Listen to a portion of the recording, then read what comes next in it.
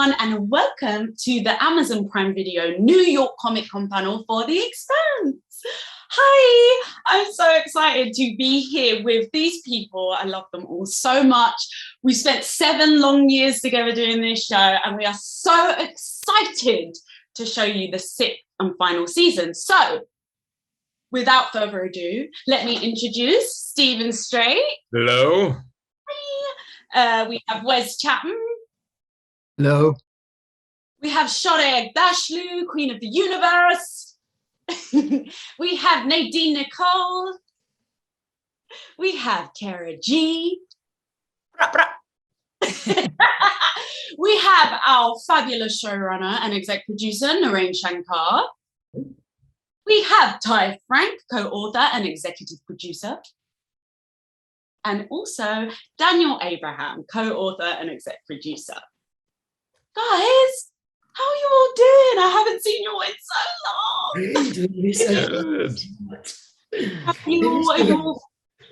Say that again, sorry.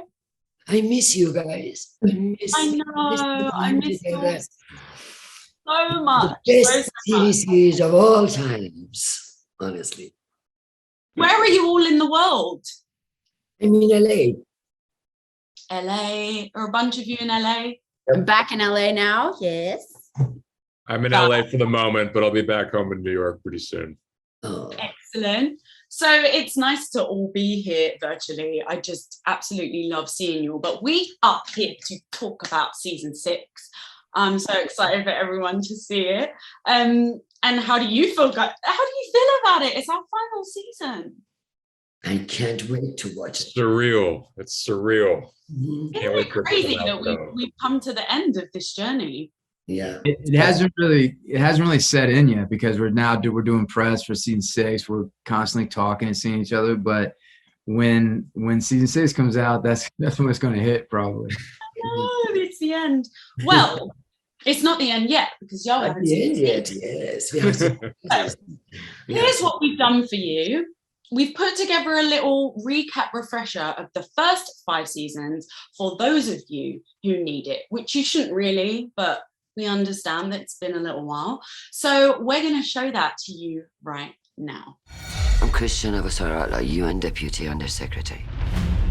My fellow citizens, we have arrived at the dawn of a new era. We will face the unknown together. It's all got to do with her. Picked up a Mayday. Looks like a live freighter. Calls herself the Scopuline. We're obligated to check it out. It's some kind of trap.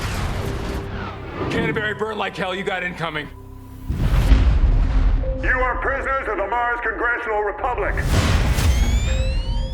Whoever's responsible for this is trying to blame Mars for everything. I want you to get Mr. Holden off of this ship and safely back to MCRN command.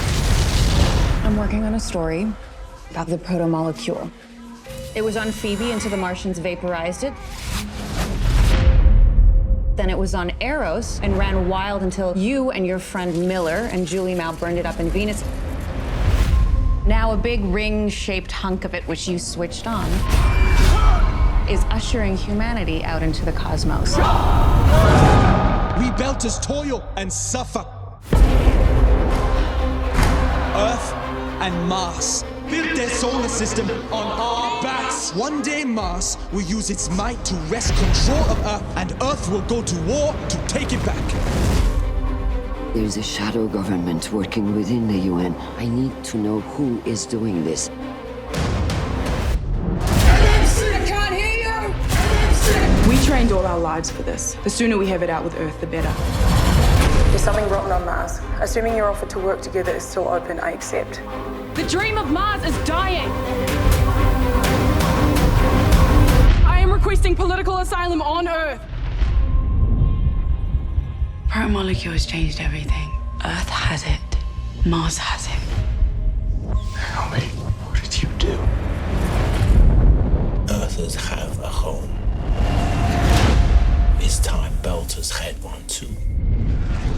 The ring gates and the ring world belong to the belt. To Belters. They're calling the planet Ilus. And if it is another Eros? Evacuate the Belters and get the hell out of there. This planet is not what you think it is. I heard you were in another world. How was it? Giant alien machines came out of the ground and exploded. This place is our only hope. We're not giving it up. Marco Inaros is looking to make a name for himself. Marco's gonna accomplish what Anderson does and Fred Johnson could not. Nothing you do now will stop what's coming. I used to run with the OPA. I had a child with Marco Inaros. Philip. My son. Citizens of the belt. This day is ours. Rise up now. You have committed the entire belt to war with the Inners. Inaros has ships. He has the proto-molecule. If we go toe-to-toe with him, we could lose. With this attack, The Inners will never perceive us as weak again.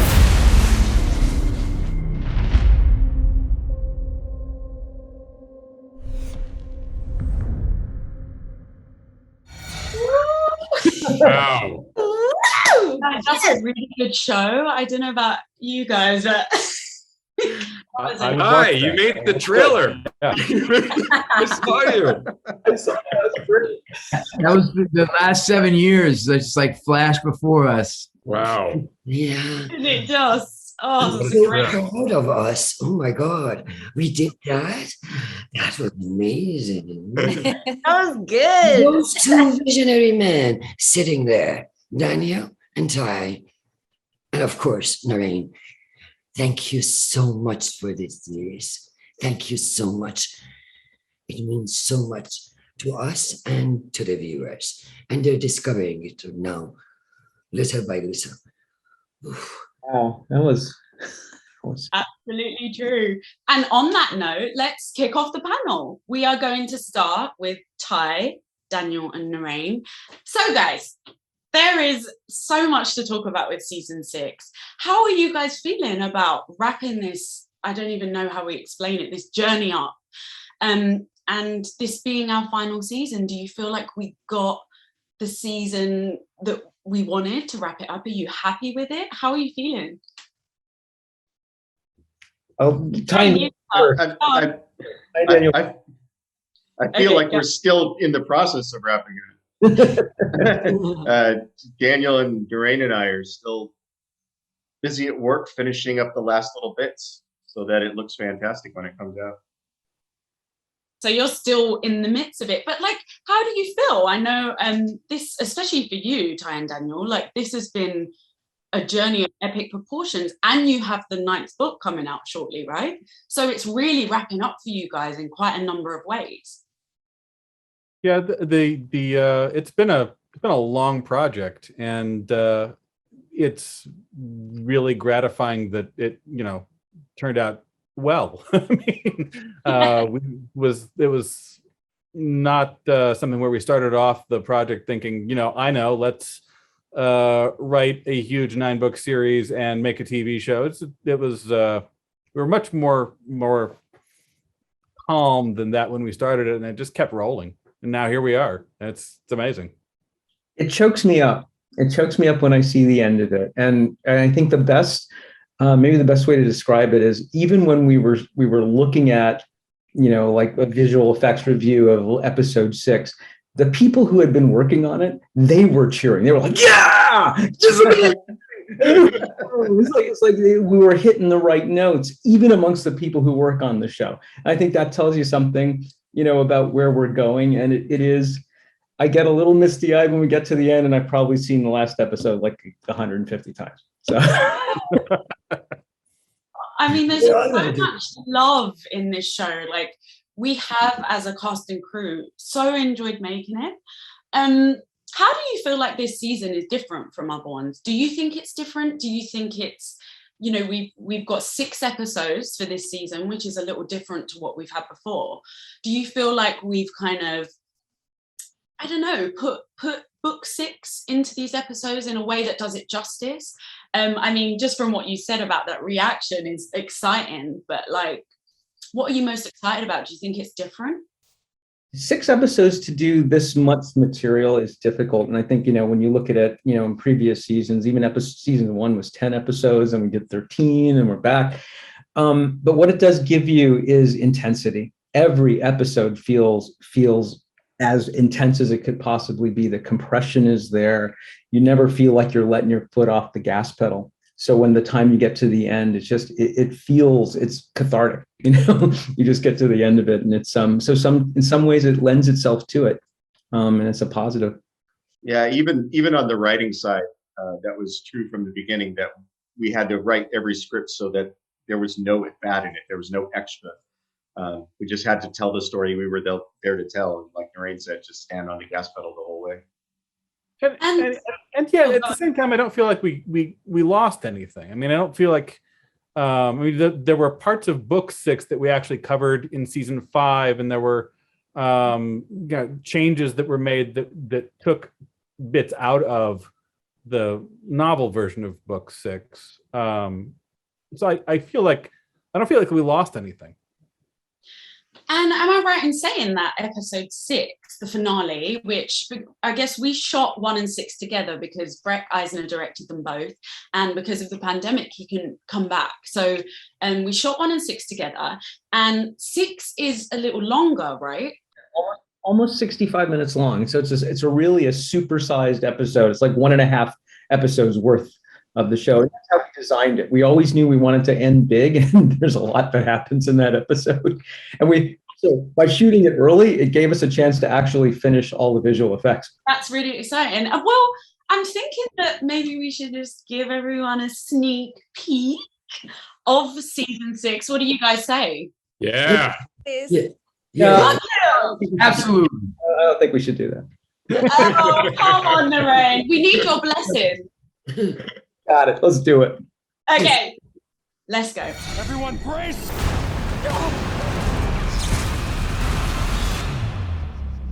We're broken, trying desperately to keep ourselves going by pretending we're not.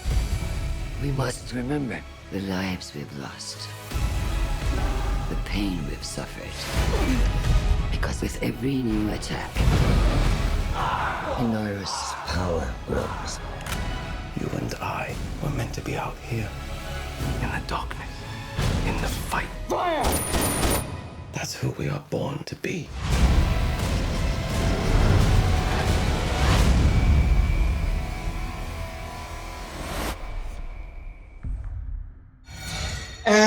My gosh!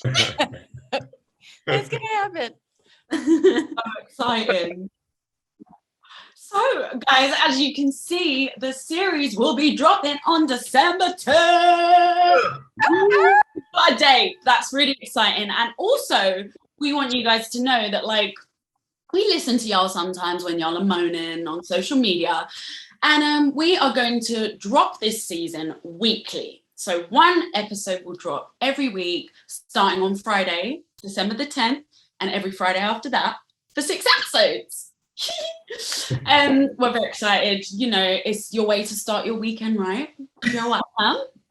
So that's how it's rolling out.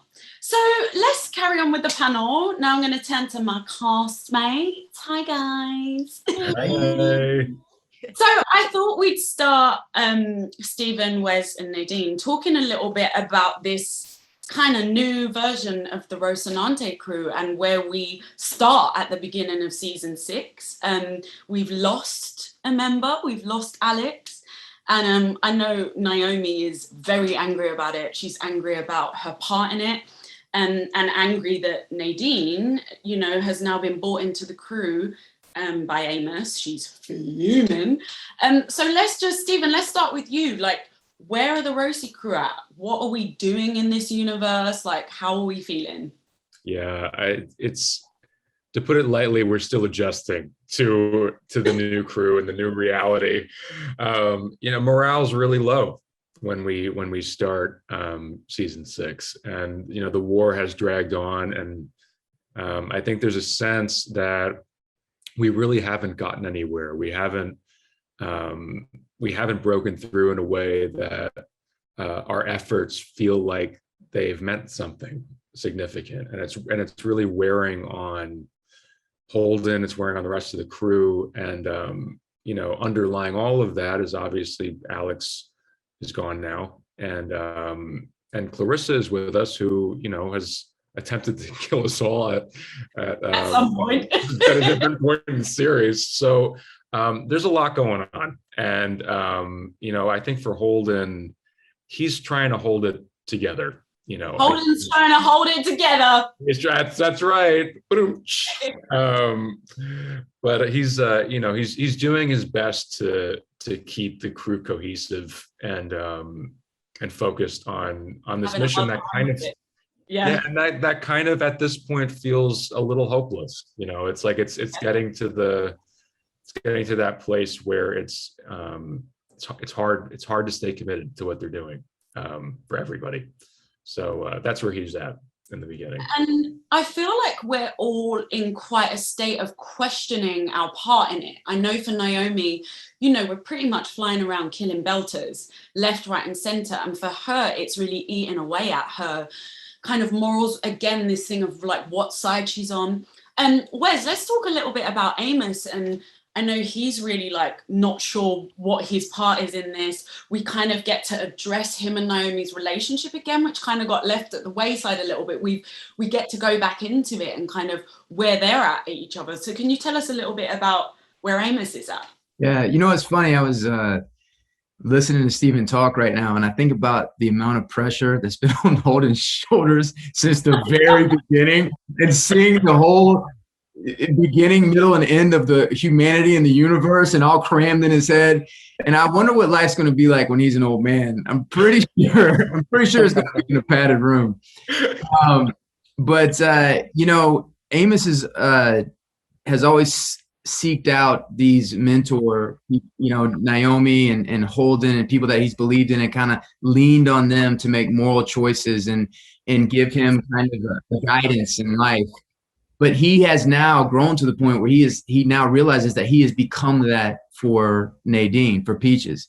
And so now that he has somebody that is looking to him, and he's kind of guiding her and leading her in a way, he's starting to think clearly about what their mission is and why they're involved in certain things. And I think he still believes in Holden with all of his heart, but I think he's starting to question what is motivating him, and why are we involved in these massive big movements of history, when the reality is I just want to take me and my crew and go somewhere and wait this whole thing out. And who cares if everybody kills himself? Why are we involved in this big, massive thing? And so I think there's a little bit of tension where he's starting to make his own choices and make his own decisions, and not questioning the leadership of Holden, but like wanting to understand deeper, you know, why are we involved in these massive things? And I think with him and Naomi, there's a whole history of their relationship, and the you know, the betrayal with the protomolecule and the feeling lied to.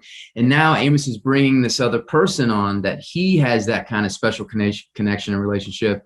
And Naomi's there, and she's, you know, wondering, is he trying to replace Alex, or what is the thing? So, you know, there's definitely that tension starting out between Naomi and Amos, and what is their relationship going forward, and who is this new person in the equation, and how is that affecting everything overall? Yeah, and it was quite different for us as well. Like it was so juicy to play these scenes where like Amos and Naomi are just like not okay with each other, and just the whole vibe on the ship being very like topsy-turvy. I mean, especially for Naomi, she pretty much has severe PTSD from where she's kind of been left in season 5. She's devastated about not being able to save Philip. She's devastated about her role in killing Alex, in killing Sin. So I think she's also kind of just lashing out at everyone in her close proximity, which is the people that she loves. But that's kind of what you do in life when you're devastated. So then we bring Peaches into the mix, Nadine. And can you talk a little bit about joining the Roci crew and the kind of vibe and circumstances under which you join them, And kind of, I feel like for her, even though all the Rosie crew is kind of down and out, there's kind of like a bit of a positive light for her about her situation and her place on the ship. So can you talk a little bit about that and your character's kind of journey to this point, and also how she's feeling about the kind of the whole thing that's happened, and Alex and the way Naomi's treating her? Of course. What I love about that epic trailer that we just saw was the entire journey of this universe. And I guess what I love about the show so much is that, you know, it's so relevant to what's going on environmentally and sociopolitically. And I think Clarissa gets a bit of that. Like, she understands what's going on with the UN and the Free Navy and wants to be of service. But I think also her focal point is that tribalism that's happening, where everyone's separating and going into their little things. And like, Amos is that for her. And that's basically all she has. So showing up on this ship where she tried to take revenge and kill all of these people, and she's now just kind of keeping her head down, trying to be of use, like not bring up any drama. I know that there's a lot of tension, but I think she's just trying to prove her worth and her good intentions to try and make things like a little better. And Amos, like, I think she knows that he's questioning our intentions and our entire, like, you know, piece of the chessboard. And but I think she's just trying to be there for each and every one of them, and like just kind of can feel where each of them is at. And I think especially with Naomi, it gets a little intense. Yeah, Naomi has drama. Time. But again, I think it's this playing out of grief. She has nothing or no one to direct it at, and so everybody on the ship kind of gets a slice of it at one point or another. And it's just her way of dealing with what she's gone through. Not that it's necessarily right, but I think just the whole thing is just taking such a toll on her. Speaking of taking tolls, let's go to Avasarala. SHOHREH.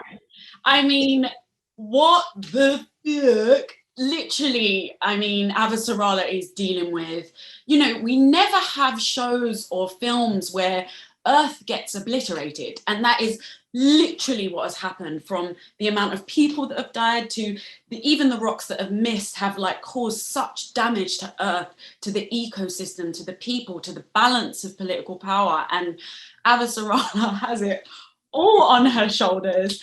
How's she doing? Well, she's doing fine as usual, but on the surface, I don't know what's going on inside, but on the surface, she's doing great.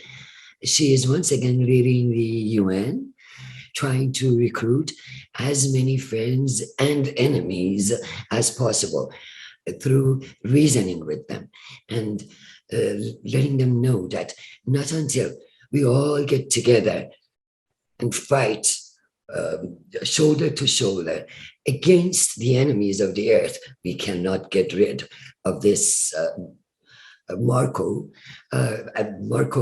rock attacks. So we need to get together.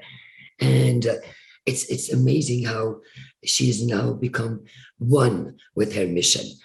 At the beginning, episode 1, 2, 3, she was sort of looking at everything from outside. Now she's a member of the inside. She's lost her family, the members of her family. She's lost her husband. She's lost friends to these nonsense wars. So she tries to do her best to prevent another one, if there is going to be another war, or another attack, or another rock that is coming to, that is pointing Earth. And it's very interesting. Last night I was thinking about the Expanse and the series, and how it tries to bring awareness to us, like how in today's world we say, let's think about climate change, let's think about tribalism, let's think about polluting our oceans, let's do something for it, let's make the world a better place to live in. For Avasarala is, let's make the universe a better place for all of us to live in. And after that, I started watching television, and I watched a classic film, East of Eden, which more or less was talking or the team was the same problem. The war was about to happen.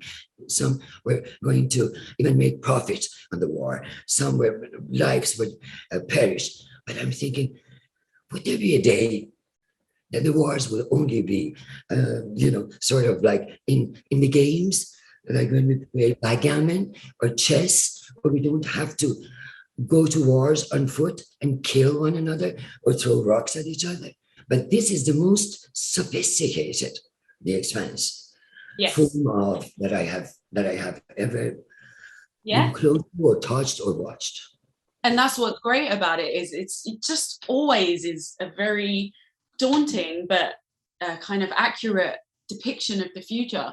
Unfortunately, let's hope everyone takes it as a warning. Can you also talk a little bit about your relationship with Bobby, because you guys get to kind of reunite in this series, and how was that? Avasarala loves Bobby. Yeah.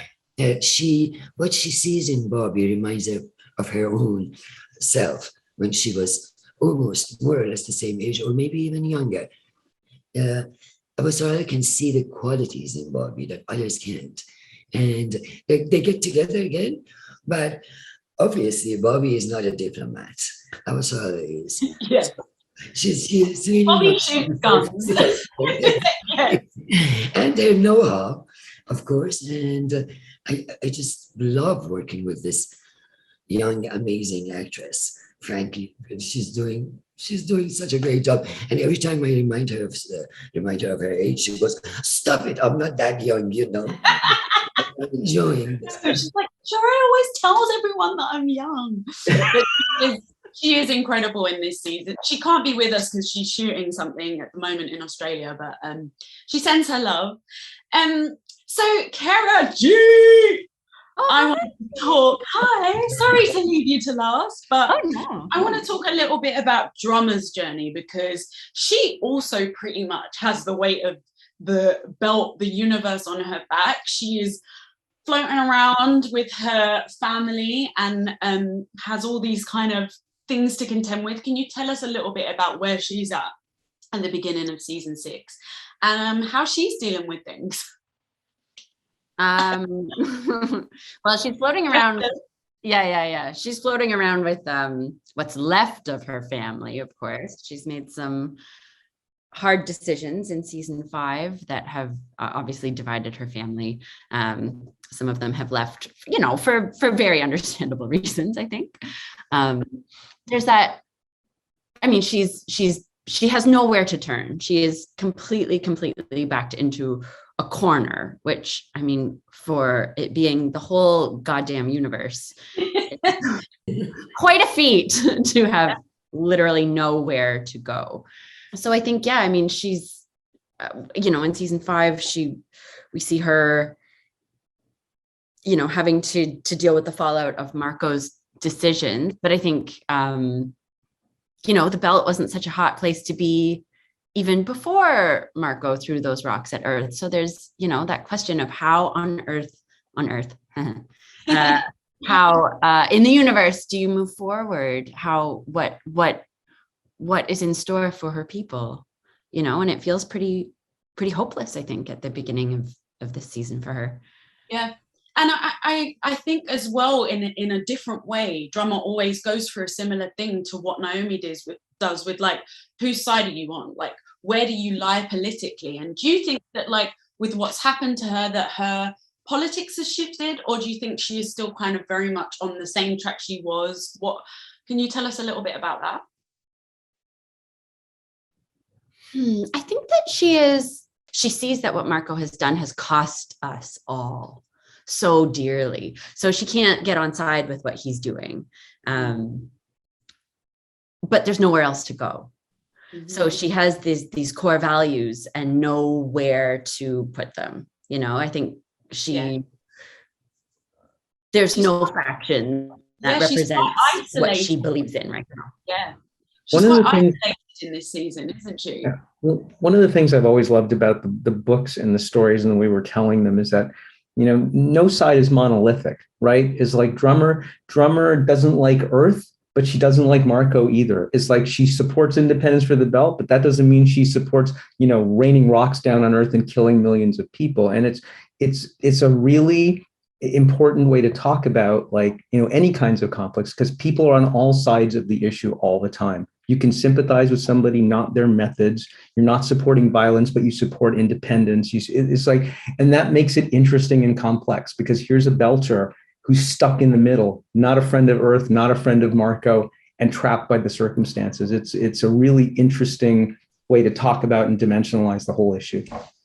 Yeah, and I think that as well, when we look at the people in this series that rise to power, whether that's Avasarala or someone like Marco who claims it, there is this sort of violent colonialism, right? There's that I'm going to take and I'm going to make this what I want it to be, as opposed to truly valuing the humanity of every single person in each of the factions all across the universe, and I think that's really interesting that's I think it's an interesting examination of power, right? The nature of power. And one of the things I've loved about watching that season 1 through 5 recap was look at the evolution of every single character. I mean, look at where they started. Look at where they are now. Look at what they've gone through. Vasrala was this hawkish torturer at the beginning of her arc. Look who she is now. Holden was hiding out, didn't want a serious job. Amos, Naomi, Clarissa, Drummer, everybody had a really interesting, different place. And it makes it feel real. These things that they have gone through have changed them and opened their eyes and made them appreciate things in different ways. And it's rare, I think, when shows do that, like this. And also it's let's talk about the proto-molecule, because that's on the journey. Just to kind of finish off the panel, we see this kind of structure in the sky at the end of season 5. We've incorporated a novel into this season, right? So what the Strange Dogs novel. So what's happening with the proto-molecule? Can you guys, Naren, Ty, Daniel, tell us a little bit about its journey at the moment and what we see of it in season 6? Ty, Daniel, you guys take it. Go ahead. Masters of the proto-molecule. Ty looks like the red version of the proto-molecule right now. Yeah. I'm burning in hell from my many sins. So we're incorporating the novella Strange Dogs into the season. So there's more going on with the proto-molecule relating to Laconia, the planet that the breakaway Martians have stuck off to, and a lot of hijinks happen over there that you'll get a little glimpse into. Shows what the future of the solar system and the galaxy is going to look like after the events of the season. Yeah, and the story of the proto-molecule will figures into the later books that we're not doing this season, but the story of what they are, what it has been, and how humans keep encountering it and trying to make it into what they want and running into its agenda. Ty always talks about the proto-molecule being the rock against which people break themselves. Yeah, it's still that. Yeah. Well, I think we have come to the end of our panel. Can I make one little quick plug in here though? Because I think we didn't talk about them. One thing new that we're doing this year, we're doing X-rays. Oh yeah, those segments, and they're coming up at the end of every episode, and they were really fun to do and really interesting, and they illuminate the narrative in a really fascinating way. They're short segments, like about 5 minutes to 6 minutes long. I think the fans are really, really going to like them. Yes, and they will be coming in between each episode, right? That's right. Yeah. So something a little added extra there for you to enjoy for this final season. I think we're all really excited about the X-rays. They're really cool. And one of them was written by this up and coming young, I wouldn't say talented writer. Wes. They're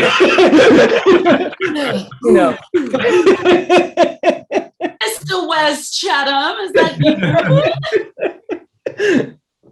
Our very own wrote one, so that's another exciting thing to look forward to. But they are really cool. I'm not sure how they're going to be dropping, but you will see them. So yeah, we've come to the end of our panel, guys. We hope you enjoyed it. We wish we could have been there with you in New York, but at least we got to do this virtual version. And we're very excited for you to see season 6. And so we'll see you on December 10th on Amazon Prime Video. Until then, thank you so much. And bye from all of us. Bye.